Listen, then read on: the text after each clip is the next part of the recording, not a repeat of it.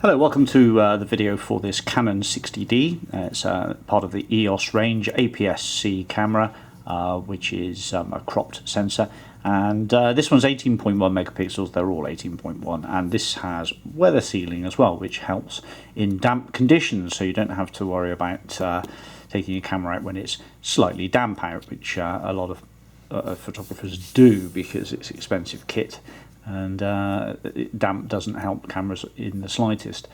So what do we get with this setup? So I'll make a bit of space. So first of all, there's a Canon charger. That's the LCE6 original charger, and it has a blinking LED which tells you how the progress is going. That's a nice balanced charger, that is. Mains lead for it as well. There will be a USB data cable, which is the important part, saves you from having to take your SD card out all the time and leave it in your PC when you go out for a shoot, and the horror when you realise you've forgotten your SD card is a pain in the neck. So that's dead handy for connecting it up to the EOS utility and for downloading images, setting the time, that sort of thing. It's quite a nice bit of kit to have. There's a couple of bits of extra media here. So we've got a Canon user's guide, expanded guide by Tracy Hallett. That's a nice decent book, priced at $14.99, goodness me. And also experience seminars making the most of your 60D DVDs. So there's 2 DVDs there. So this is, I mean, make a lovely gift actually, wouldn't it? With all this extra bits and bobs to help learn about photography. The tripod isn't included because it's really not substantial enough for holding this one because it's a bit heavier weight. So the sensor and the mirror and the prism all look great through the viewfinder. And the sensors all working exactly as it should, and the body cap is there. So let's just lose this tripod at the moment so we can handle the camera a bit better. So this one will do video, and it has a fold out screen for selfies and vlogging and that sort of thing. So if you get yourself a more substantial type tripod, you could hold it from the tripod mount, which is in great order. There's the serial number.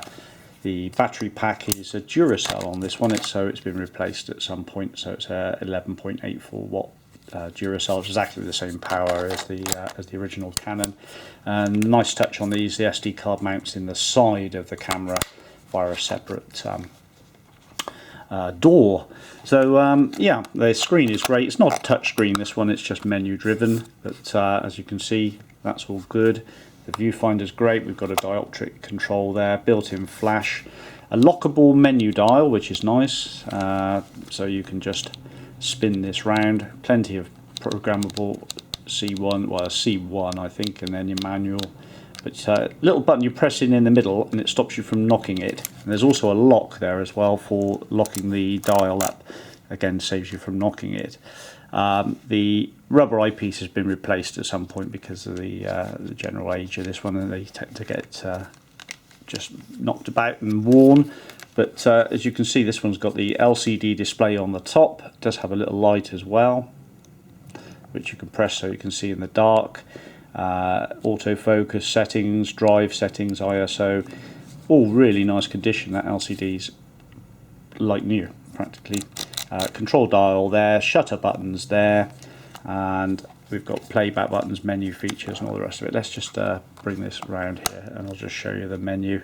So there's our menus, typical Canon menu. Shoots RAW, so I've had it on RAW and taken a photograph, and it shoots exactly as it should do. It's just sub 14,000 on the shutter count, which is barely run in for one of these. And you get a bit more of a substantial camera here. I mean, I know that people are going mirrorless and that the size is always important, but to be fair, when you handle a camera, you want a nice big grip on the front, and that's got it. So you've got a thumb grip there, nice big grip on the front.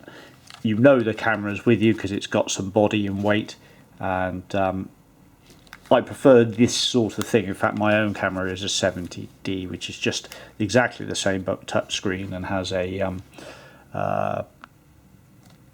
20 megapixel sensor, so there's not much difference, and I get on very well with that. And the main thing I like is just the weather sealing practicality of it. it helps with just taking out on days when it's been raining or it's a bit misty, and you know you don't want to end up getting all in a faff about breaking your camera, because you know if you haven't got it out, you're not going to take photographs. So yeah, that's all really nice looking, and would make a great camera for someone who just wants either a secondary camera from their main tip-top one at the moment, or just get cracking on with it. I mean, 18 megapixels is still a great image. It's only if you want to print out on you know, big A4 sheets of paper or whatever, that you might lose that slight bit of extra definition. And then they're not very forgiving as well, higher megapixel sensors, due to the fact that you know your lenses and then all start to have to get more expensive. So yeah, I mean, nice camera, really clean, and very tidy indeed. I hope that's been of some information, and posted first class, well boxed, bubble wrapped, etc. And I'll thank you for watching. Bye bye.